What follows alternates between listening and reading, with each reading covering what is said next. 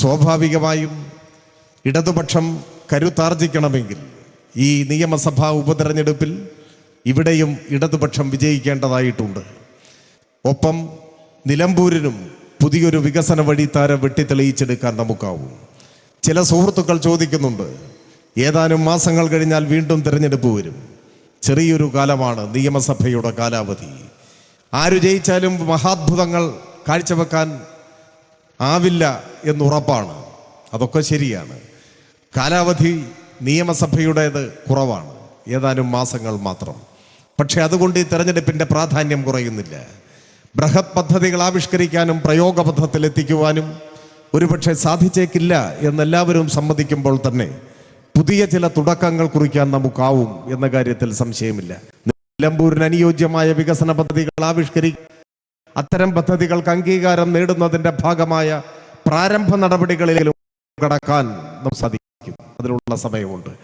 അങ്ങനെ ഒരു തുടക്കം കുറിക്കാനായാൽ യാതൊരു സംശയവും വേണ്ട, ഒരു പുതിയ വികസനോന്മുഖ നിലമ്പൂരിൻ്റെ അടിത്തറയായി അത് മാറും. ആ അടിത്തറയിൽ നമുക്കൊരു പുതിയ നിലമ്പൂർ പണിതുയർത്താനാവും. 2026 നിയമസഭാ തിരഞ്ഞെടുപ്പ് നടക്കുമ്പോൾ നല്ല മാറ്റങ്ങൾക്ക് നാട് നൽകുന്ന അംഗീകാരത്തിൻ്റെ ഭാഗമായി തുടർച്ചയായ 3ാം ഇടതുപക്ഷ മുന്നണി ഗവൺമെൻറ് അധികാരത്തിൽ വരുമെന്ന കാര്യം ഉറപ്പാണ്. അന്ന് നിലമ്പൂരിൽ നാം ഇട്ട അടിത്തറയിന്മേൽ ആധുനിക നിലമ്പൂർ പണിതുയർത്താനും നമുക്ക് സാധിക്കുക തന്നെ ചെയ്യുമെന്ന കാര്യത്തിൽ ഒരു സംശയവും വേണ്ട. ഞാൻ കൂടുതൽ ദീർഘിപ്പിക്കുന്നില്ല. നമ്മുടെ നാട് കൂടുതൽ പുരോഗമിക്കണം. പുതിയൊരു കേരളം, കൂടുതൽ നല്ലൊരു കേരളം, അതിനെയാണ് നവകേരളം എന്ന് നാം വിളിക്കുന്നത്.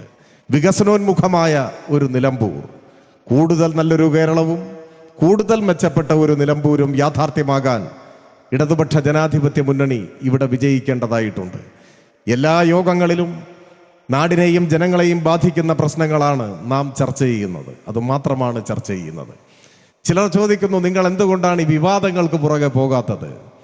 നമ്മുടെ എതിർപ്പാളയത്തിൽ കൊണ്ടുപിടിച്ച പരിശ്രമമാണ് വിവാദങ്ങൾ ഉണ്ടാക്കാൻ, വിവാദങ്ങൾ സൃഷ്ടിക്കാൻ, സമൂഹത്തിൽ ഭിന്നിപ്പുണ്ടാക്കാൻ, ധ്രുവീകരണമുണ്ടാക്കാൻ, വിദ്വേഷം വമിപ്പിക്കാൻ.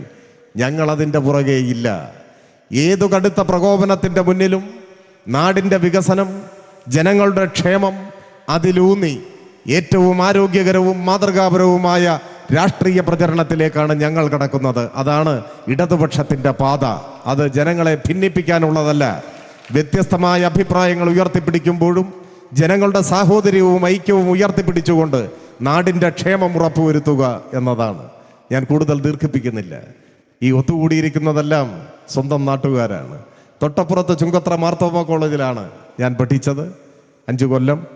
അവിടെയാണ് വിദ്യാർത്ഥി സംഘടനാ പ്രവർത്തനത്തിൻ്റെ ഗണ്യമായ ഒരു കാലയളവ് ചെലവഴിച്ചത്. അവിടെ പഠിക്കുന്ന സമയത്ത് ഈ ചുങ്കത്ര നഗരം തന്നെ കേന്ദ്രീകരിച്ചാണ് ഇവിടുത്തെ ഒരാളായാണ് വളർന്നതും. മറ്റു കാര്യങ്ങളിലേക്കൊന്നും ഞാൻ പോകുന്നില്ല. പ്രിയപ്പെട്ട സഹോദരി സഹോദരന്മാരോട് അഭ്യർത്ഥിക്കുന്നു, ഇത് കേരളത്തിൻ്റെ രാഷ്ട്രീയത്തിൽ ദിശ നിർണയിക്കപ്പെടും വിധമുള്ള ഒരു ഉപതെരഞ്ഞെടുപ്പാണ്. കേരളത്തിൻ്റെ രാഷ്ട്രീയ ശാക്തിക ബലാബലങ്ങളെ തന്നെ സ്വാധീനിക്കാൻ കഴിയുന്ന, ഇപ്പോൾ കേരളത്തിൽ അനുഭവപ്പെടുന്ന ഒരുപാട് നന്മകൾ ജനങ്ങൾക്ക് പ്രദാനം ചെയ്ത ആ മാറ്റങ്ങളെ കൂടുതൽ ശക്തമായി പ്രതിഫലിപ്പിക്കാൻ, മുൻപോട്ട് കൊണ്ടുപോകാൻ, ലോകത്തിലെ ഏതൊരു നാടിനെയും അതിശയിപ്പിക്കും വിധം വളർച്ചയുടെയും വികാസത്തിൻ്റെയും ക്ഷേമത്തിൻ്റെയും തുരുത്തായി, പോറലേൽക്കാത്ത മതനിരപേക്ഷതയുടെ കളിത്തൊട്ടിലായി ഈ കേരളത്തെ നിലനിർത്താനുള്ള ഒരു ജനതയുടെ ഇച്ഛാശക്തിയാണ് തീർച്ചയായും നിലമ്പൂരിൻ്റെ വിധി നിർണയിക്കുക. നമുക്ക് ഒരുമിച്ച് മുൻപോട്ട് പോകാനാവും. സാധാരണ തെരഞ്ഞെടുപ്പിൽ മത്സരിക്കുന്നത് സ്ഥാനാർത്ഥിയാണ്. എനിക്ക് തോന്നുന്നത് ഓരോ സ്വീകരണ കേന്ദ്രങ്ങളിലെയും ആവേശനിർഭരമായ പിന്തുണയും ഐക്യദാർഢ്യവും കാണുമ്പോൾ തോന്നുന്നത് ഈ തിരഞ്ഞെടുപ്പിൽ മത്സരിക്കുന്നത് എന്തായാലും സ്ഥാനാർത്ഥി ഒറ്റയ്ക്കല്ല. മത്സരിക്കുന്നത് നമ്മളെല്ലാവരും ഒരുമിച്ചാണ് നാടിനു വേണ്ടി. അങ്ങനെ നമ്മളെല്ലാവരും ഒരുമിച്ച് മത്സരിക്കുന്ന ഒരു തിരഞ്ഞെടുപ്പായി ഈ തിരഞ്ഞെടുപ്പിനെ നിങ്ങൾ കണക്കാക്കണം.